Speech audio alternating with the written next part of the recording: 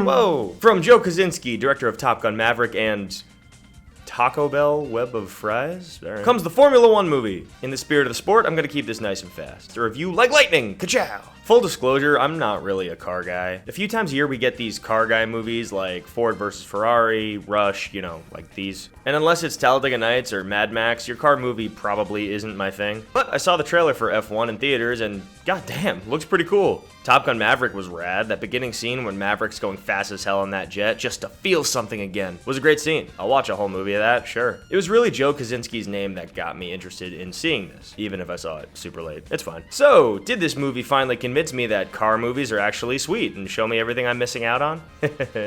No. I'll start with some positives. I think the star of this movie is the sound design. You feel every time a car whizzes by, every chunk of metal on metal when they collide. The racing scenes are actually completely carried by the sound and visuals. I know Kosinski's thing with Maverick was that the actors were actually in the jets. Tom Cruise wouldn't do it if he couldn't actually fly the planes. What a psycho, I love it. And Brad Pitt actually drove F1 cars for the filming of this movie. I'm sure that was a pain in the ass to organize and incredibly risky, but I commend them for going through that effort. I respect the hell out of that. That being said, maybe I'm being a total buzzkill because it seems like people are enjoying this movie, but I got some bad stuff to say. This movie so badly wants you to think that Brad Pitt is the coolest, salt of the earth, doesn't play by the rules, badass cowboy, and I just was not on board. He's not going through a midlife crisis. You are. Shut up. I didn't think Sonny Hayes was a good guy in this movie. First of all, he goes out of his way on multiple occasions to endanger the lives of people he's racing against. I don't know the rules of F1, but I'm pretty sure you can't just go crashing into people and creating hazardous environments for other drivers.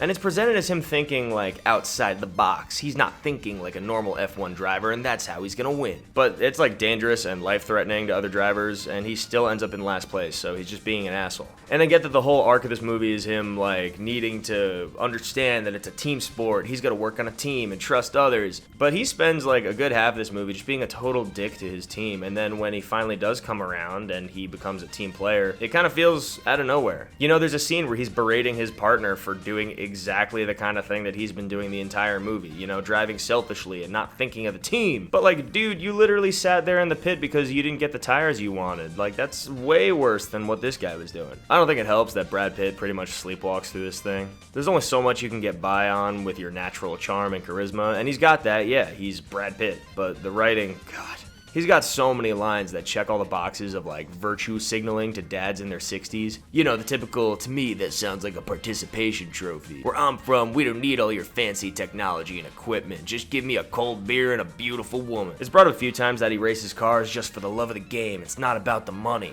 which is like, the character's a gambler. He was a professional gambler for like most of his life. You're telling me it's not about the money? He's living in a van. Maybe it should be. Another big thing is, like I said, I'm not an F1 guy. I don't understand the rules of it outside of just like being a normal race. I don't know what a safety car does. I don't really know much about the importance of the car itself, ordering different parts. I don't know how any of that works. So wouldn't this have been a cool opportunity to learn something about F1, Have it be explained why it's so important you get the newest, fastest car, or how important it is that the driver is really skilled. Instead, I was just kind of left confused most of the time. Like, I know Brad Pitt is doing something to help his other F1 driver guy, but I don't really know what. I also don't really know how he's allowed to get magical tires that make him super fast just for the end race. I don't get any of that. Speaking of later on, the third act really dragged for me. I think you could have shaved off a decent amount of this movie and not lost too much. It really started to get on my nerves when there's a pretty effective car crash scene and you're like, okay, this is going to be the big tragedy right before the final race to inspire the team, you know the drill. The all is lost moment. But some time passes and it turns out the driver's actually fine. Just needed some bed rest, I guess.